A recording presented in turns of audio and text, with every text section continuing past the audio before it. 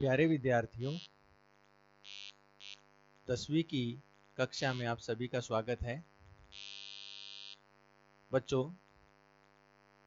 जैसा कि आप सभी को पता है, हमने अपनी पाठ्य पुस्तक की शुरुआत कर दी है और जिसमें पद्य भाग का पहला पाठ सूरदास, जिसका अध्ययन हमने किया, सूरदास जी के परिचय के बारे में हमने जानकारी प्राप्त की और उनके चारों पदों की जानकारी हमने प्राप्त की।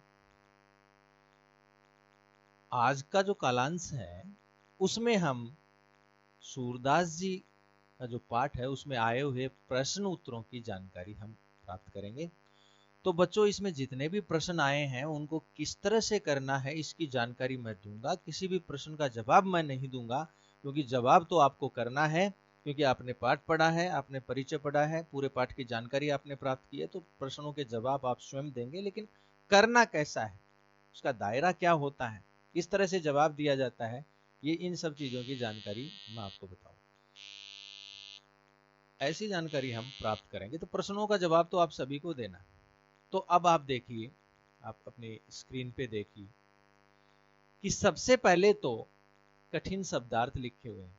तो बच्चों, आप सभी को पता है कि सूरदास जी ने ब्रजभाषा को जो है इसमें समाहित किया है। तो ब्रजभाषा के जो कठिन शब्द हैं उनके अर्थ की जानकारी आपको दी। ये आपको अच्छी तरह से पता होना चाहिए। इसको नोटबुक में लिख करके याद करें। इसके अलावा भी पदों में और भी बहुत सारे ऐसे ब्रजभाषा के शब्द हैं जिनकी जानकारी मैंने अर्थ करते समय बताई थी आपको। तो बच्चों, इन शब्दों के अर्थ आपको पता होना चाहिए, ताकि जो है आप जिस भी पद का भावार्थ करें वो उसका भावार्थ आपके लिए सुगम हो जाए और आराम से और आसानी से आप कर सकें। लेकिन एक बात ध्यान रखिए, कई विद्यार्थी क्या करते हैं कि जहां पर पद है उस पद के जो शब्द वहीं पर पेंसिल से जो है लिखने का प्रयास करते हैं। इससे जो है जो पुस्तक है उसकी सुंदरता जो है वो नष्ट होती है और वो वहां पर जो है एक अजीब सा पेज नजर आता है। वो कई बार ऐसी पुस्तकें मेरे हाथ में आती हैं बच्चों की, तो बड़ा ही अजीब लगता है। ऐसा लगता है कि जैसे उन्होंने कोई ऐसा रास्ता निकाल लिया हो कि जब भी टीचर कोई बात पूछेंगे, अध्यापक कोई बात पूछेंगे, तो हमें तुरंत हमारी पुस्तक के सामने नजर आ जाएगा। ऐसा नहीं, ऐसी सोलियत मत बनाओ कि वो आप किसी चीज की नकल करने की कोशिश करें और देख के जवाब देने का प्रयास करें। ये ऐसा नहीं होना चाहिए। हिंदी में तो जो है शब्द दिमाग में ही होनी चाहिए, ब्रज भाषा दिमाग में ही होनी चाहिए। उनके शब्दों का अर्थ क्या होता है ये दिमाग में होना चाहिए, तब जाकर के जो है हिंदी समझ में आएगी। नहीं तो आप ये सोचें कि भाई रटने से कुछ नहीं होता। बच्चों, रटने से बहुत काम बिगड़ जाता है, इसलिए रटे न, समझने का प्रयास करें। समझने से ही जो है भाषा जो है हमारी प्रबल बनेगी, अच्छी बनेगी। ये तो था शब्दार्थों के बारे में। अब हम पढ़ेंगे प्रश्न उत्तर कि प्रश्न कैसे करने हैं। तो बच्चों, सबसे पहला जो प्रश्न का भाग आता है वो आता है वस्तुनिष्ठ प्रश्न, यानी बहुविकल्पी प्रश्न, जिसमें बहुत सारे ऑप्शन दिए रहते हैं। विकल्प यानी ऑप्शन, कि एक प्रश्न के अनेक ऑप्शन दे दिए जाते हैं। किसी में 2 भी दे देते हैं, किसी में 3 भी दे देते हैं, किसी में 4 भी दे देते हैं। तो हमारी जो पाठ्य पुस्तक है इसमें 4 जो है विकल्प दिए हुए हैं। उनमें से एक विकल्प सही है। उस सही विकल्प का चुनाव करके आपको अपने अभ्यास पुस्तिका में जो है इसका उत्तर लिखना है। पहला प्रश्न है वस्तुनिष्ठ प्रश्नों में, दूत मिल्यो एक भोर से आशय, इसका अर्थ क्या है। इसके 4 विकल्प हैं, भंवरा, राधा, गोपिकाएं, उधा। आपको सही जवाब जो है अपनी अभ्यास पुस्तिका में लिखना है।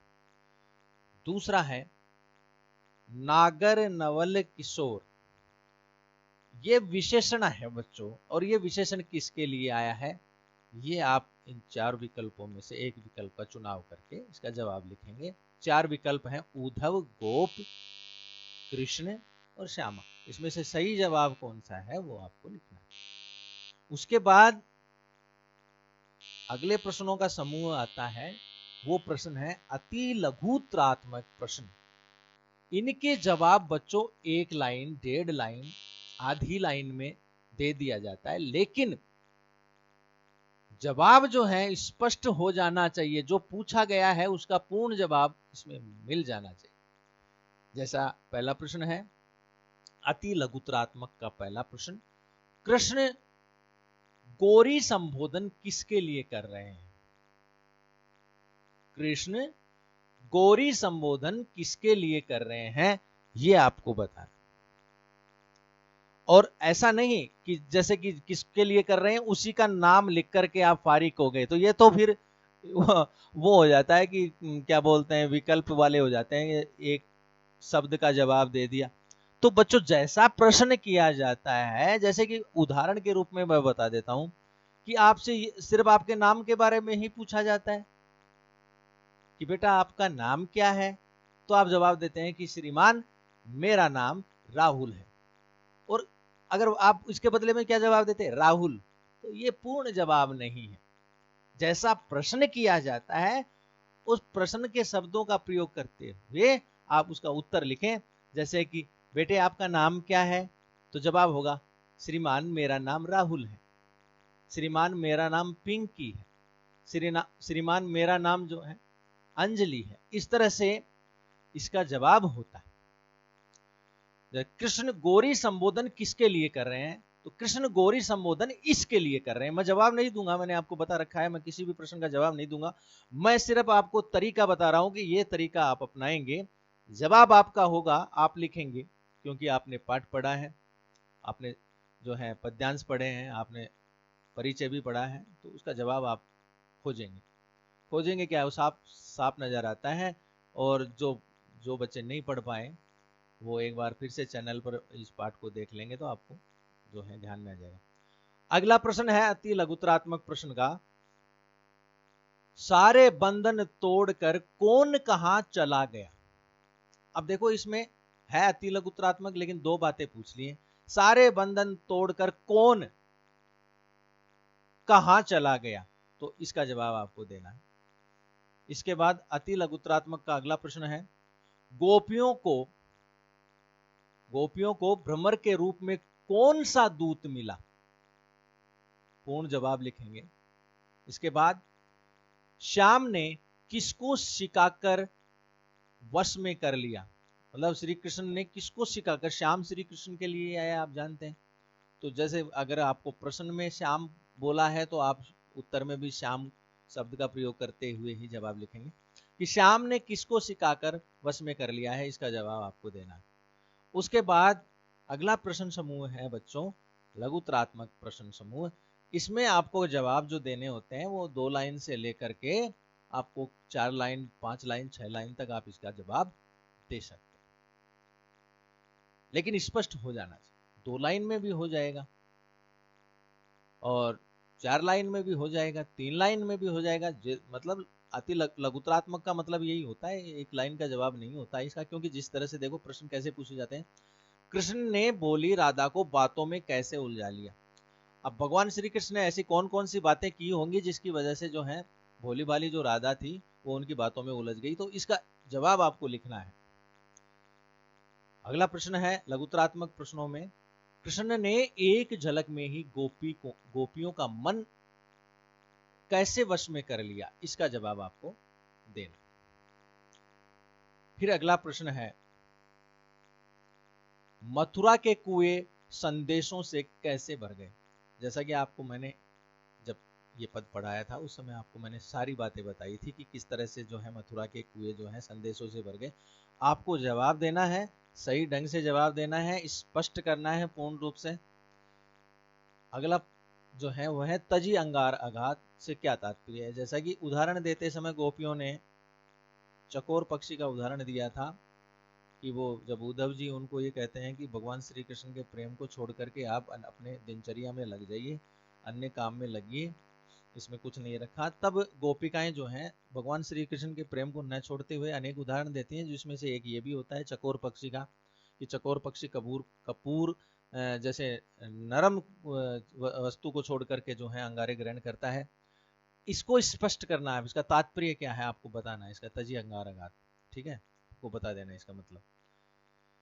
उसके बाद में है निबंधात्मक प्रश्न, जो कम से कम 150 शब्दों के होते हैं और आप जो है उसको टॉपिक बना करके आप सुंदर तरीके से आप कर सकते हैं। और जैसे कि आप इसमें देखिए, कृष्ण एवं राधा की प्रथम भेंट को अपने शब्दों में व्यक्त कीजिए। अब आप कितना स्पष्ट कर सकते हैं, अब जरूरी नहीं है कि आपने जो है उतने ही शब्द काम में लिए जितना पद्यांश में आया है भगवान श्री कृष्ण के राधा भगवान श्री कृष्ण और राधा के मिलन के बारे में सूरदास जी ने जो बताया है, तो वो सूरदास जी वाली बातें आप जो है वो ऐसे कैसे कॉपी कर देते हैं, तो वो अच्छा नहीं लगता। तो आपको पता तो चल ही गया है कि भगवान श्री कृष्ण और राधा का मिलन किस प्रकार से हुआ था, तो उस बात को ध्यान में रखते हुए अपने शब्दों में व्यक्त करने का प्रयास करो। उसको वो उसको ध्यान में रखते हुए अपने शब्दों में व्यक्त करने का प्रयास करो, और सुंदर तरीके से जो है राधा और श्री कृष्ण जी की प्रथम भेंट को जो है आप स्पष्ट करने का प्रयास करें। उसके बाद है गोपियां कृष्ण को चोर क्यों सिद्ध कर रही हैं, विस्तार पूर्वक लिखी।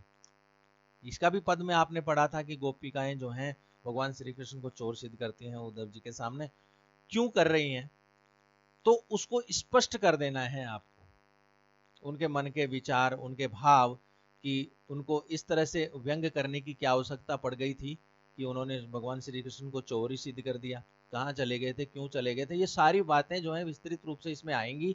तो आपको क्रमशः है, क्योंकि मैंने भी आपको एक कहानी बताई थी सारी, तो आप जो है उस कहानी को ध्यान में रखते हुए आप इसको लिखेंगे। फिर इसके बाद अगला जो प्रश्न है वो है निम्नलिखित पंक्तियों की सप्रसंग व्याख्या कीजिए। तो इसमें दो व्याख्याएं आई हैं, एक तो संदेशनी मधुबन कूप भरे, सेवक सूर लिखन को आंदो पलक कपाट अरे, दूसरी है ऊधो मन माने की बात, सूरदास जाको मन जासो सोही ताई स्वाद। तो बच्चों व्याख्याएं तो चारों पदों की करनी है, मैंने आपको पहले बता दिया था। और जिन बच्चों ने चारों पदों की व्याख्याएं कर ली हैं उनको ये प्रश्न करने की आवश्यकता नहीं है, क्योंकि कोई भी चीज जो है दोबारा रिपीट करने की आवश्यकता नहीं है। हमने एक बार कर लिया तो ठीक है, हमने कर लिया। और जिन्होंने नहीं किया उनको भी चारों पदों की ही व्याख्याएं करनी है, ध्यानपूर्वक करनी है। व्याख्याओं के जितने भाग होते हैं, व्याख्या के जितने भाग होते हैं, उन भागों का प्रयोग करते हुए व्याख्या को सुंदर ढंग से करें। विशेष पर विशेष ध्यान दें, जो अंत में लिखते हैं ना विशेष, उस पर विशेष ध्यान दें कि भाषा शैली प्रभावपूर्ण है और इसमें जो है ब्रज भाषा का प्रयोग किया गया है, ये इतना काफी नहीं है। विशेष का मतलब ये होता है कि जो पद हमारे सामने है, जिसकी व्याख्या हम कर रहे हैं, उसमें कोई विशेष और आश्चर्यचकित कर देने वाली बात क्या है, सूरदास जी के पद सजीव क्यों लगते हैं, इनमें कोई खास बात आपको नजर आई हो, वो विशेष में लिखी जाती है। जैसे कि किसी अलंकार की पहचान हो गई हो, तो आप ढूंढने का प्रयास करें, अलंकार आप किसी न किसी रूप में मिल जाएंगे आपको। तो आप उसको अर्थ करते समय अलंकार की पहचान हो जाती है, क्योंकि अर्थ अलंकार तो अर्थ करते समय ही नजर आते हैं, और शब्द अलंकार शब्दों से पहचान में आ जाती है। तो आप इसको पहचानने की कोशिश करें तो आपको अलंकार की पहचान हो जाएगी, और उसको विशेष में लिखने का प्रयास करें, और जिस पद में मिलता है उस पद को भी वहां लिखें कि और इन्वर्टेड कोमा में लिखें, और फिर बताएं कि इसमें आपको कौन सा अलंकार मिला इस पद में, तो उस पंक्ति को छोटा सा उठा करके आप विशेष में लिखें। तो इस तरह से आप इन प्रश्नों के जवाब करेंगे। मैं कोई जवाब नहीं दूंगा, जब आप नोटबुक चेक कराएंगे कहीं कोई गलती होगी तो मैं आपको स्पष्ट करूंगा। धन्यवाद। आज की कक्षा में इतना ही, और आगे की जो कक्षा होगी, आगे का जो कालांश होगा, उसमें हम काव्य का दूसरा पद पढ़ेंगे, या सॉरी दूसरा पाठ पढ़ेंगे, जो सूरदास तुलसीदास जी का है। तुलसीदास जी का परिचय हम पढ़ेंगे और उनके पदों की जानकारी हम प्राप्त करेंगे। तो आज की कक्षा में इतना ही। इन प्रश्न उत्तरों को अपनी अभ्यास पुस्तिका में सुंदर सुंदर ढंग से, एक बच्चों एक विशेष बात, आप अपना हस्तलेखन पर भी ध्यान दें, अपने हैंडराइटिंग पर भी ध्यान दें, और सुंदर लिखने का प्रयास करें, और काटा पीटी कम से कम। अगर आपको ऐसा लगता है कि मेरे से काटा पीटी होती है, तो बच्चों पहले रफ में करें, आपको डबल काम करना पड़ेगा, एक बार रफ में करना पड़ेगा, और वहां पर जितनी काटा पीटी करनी है वहां पर कर लो। अभ्यास पुस्तिका को सुंदर ढंग से बनाने की कोशिश करो, क्योंकि वो आपका आईना होता है, आप कितना वर्क करते हैं उसमें स्पष्ट झलक जाता है, आपकी स्थिति क्या है हमें नोटबुक देख करके ही पता चल जाती है। तो इसलिए आप नोटबुक को सुंदर ढंग से लिखें, और जितना सुंदर लिखने का प्रयास करेंगे, आप देखो आपकी भाषा कितनी प्रबल हो जाती है, आपको खुद को आनंद आएगा कि आपकी भाषा जो है बड़ी मजबूत हो जाएगी। तो आज का कालांश हम समाप्त करते हैं। धन्यवाद।